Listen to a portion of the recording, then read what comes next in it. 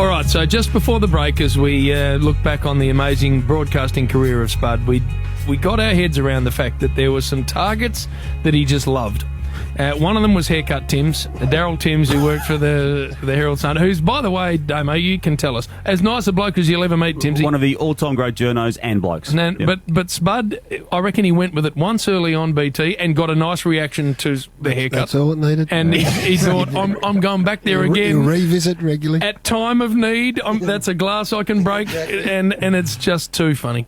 Craig Hutchison, otherwise known as Jason Barguana, the V8 Supercar driver, came in at the back. Oh, did you? Just a minute ago, Spud. He said he'd heard that you were about to unload. No. He said, you haven't got the minerals to deliver. Well, tell the guy there was a fraud that had some sort of rug on his head end of last year. Here we go. It fell off on the golf course. This is the inaugural head wobbler of the year. It ended up in the Pacific Ocean somewhere. It's still floating by all reports. Him and Pickers having a crack at me this morning. Seriously, it's an absolute joke. Well, I went out. My wife went to one of the... You get invited to a lot of things. Me wife. Yeah, I don't go. Anita. Anyway, we wanted to go out and have a little function. Right. And anyway, there was a photographer there. No, Spud. And I did say, you can ring Anita up. And I said to Anita, I do not want to get the photo. She says, Danny, I'll have the photo with you. So Give me a look at the photo. Anyway, It's not a good one, Gary. it's a shocker. It's an Anita absolute looks shocker. beautiful, but not Anita looks magnificent. And I did say, Anita, if I go in this paper, the boys are going to load up. Have a look at the ghetto. But anyway, I've had a gutful. No, all right, have a good laugh, yeah. But I'll tell you what, Damien Barrett, you're the first for the wobble off. Mid-season. Why?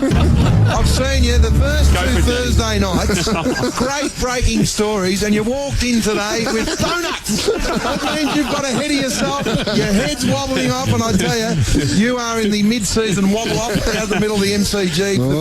Hutchie and Pickers aren't far behind them. Hutchie may not, he get a reproof, he puts the rug back on his head. But I tell you what, this guy is definitely in there. Daryl Timms. For the people at home that don't understand who Daryl Timms is, he's in the confidential column. He's stalking me. Every second day I'm in the bloody nation.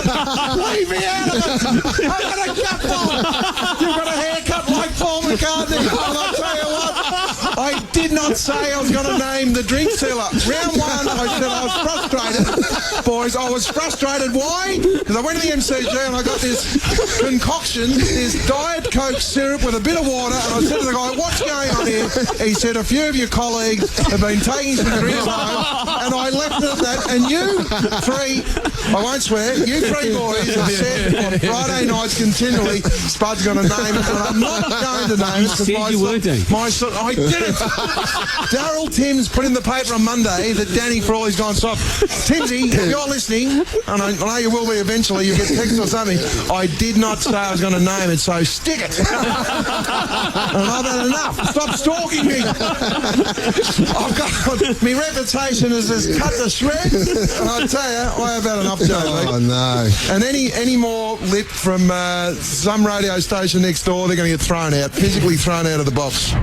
Oh, no. Haircut Timms. And the drink stealer, Gaz, it grabbed his attention for 18 months. Yeah, and as it turned out, it was a misunderstanding.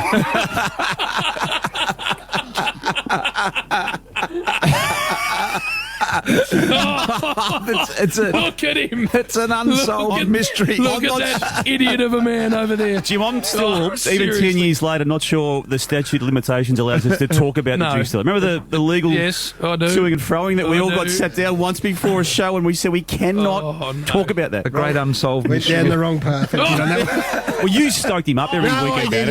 What about when David, if you want to listen to that again, and hope this will be podcast, I'm sure, he's got a nice head of steam up, and then as soon as you hear Warrior pipe up with, well, you told him. No! that's when his anger really kicks in when Warrior sticks his nose in. Oh, no. Oh, no.